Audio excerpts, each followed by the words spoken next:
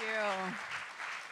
Hi, good evening, all you beautiful humans. So for the past 15 years, I've been doing this. I've been helping companies market their products and services to their new and existing clients. That's what most of us in marketing do. We help companies grow by focusing on those people. But over the past couple of years, as we explored business goals with clients, the recruiting one kept coming up over and over again. They didn't want to market their products and services anymore because they didn't have the people to fulfill that work.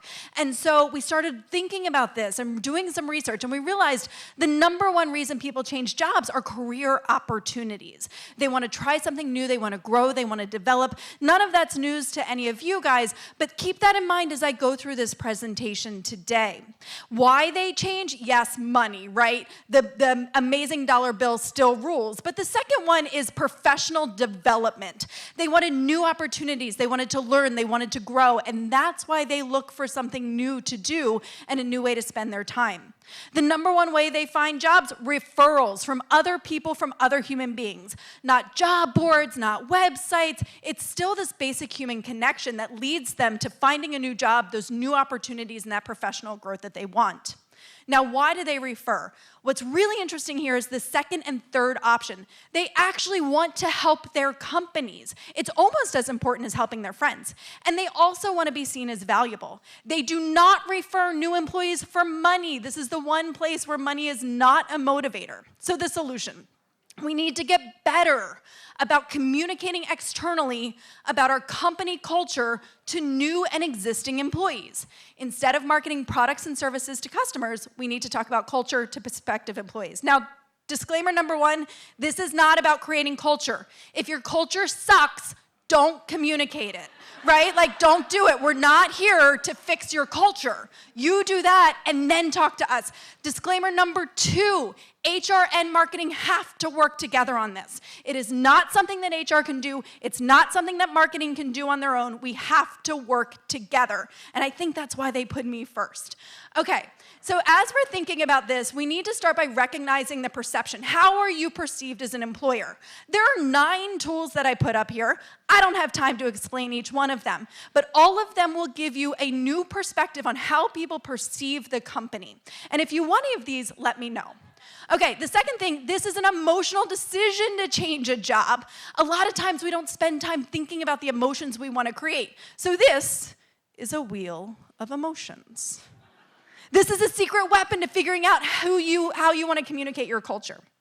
So the next thing we need to do is figure out who our target audience is. Who are those people that we need to work with us? What are we going to tell them about who we are as an employer, and then what do we want them to do? When you're developing your strategy in terms of external communications, you need to include these parts. This will create confidence within your organization, your findings, your cultural messaging, those feelings that you want to create, your goals. And then from there, we need to do champion communications and corporate communications. I'm going to talk about those. There are 5 types of content, 5 different ways to create emotions. A lot of us think about writing blogs. Yes, that's important. But how about the audio content, the video, the visuals we want to create? From a corporate communications standpoint, we need to begin with our website. Then, HR people, please look at your job descriptions. They generally suck. They create no emotional connection, and they are the first interaction a potential employee has with you.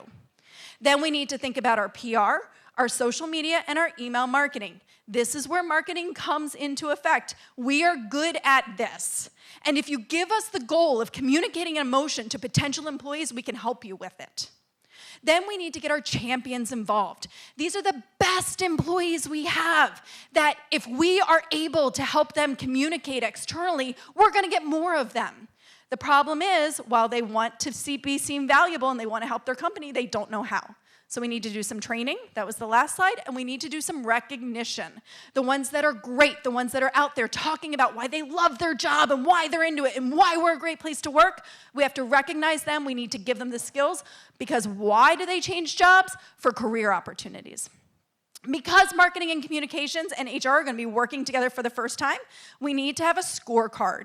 We need to measure if we're effective. Here's a sample of what one of those might look like. Feel free to take pictures and tweet them. And then we need to have an agenda where we're getting together and like keeping an eye on these things. We need to talk about good news, what's working, what's on our scorecard, what are our goals, what are some to-dos so that we keep accountability for marketing and HR to work together. And that's what I'm here to talk about, and thank you so much for having me.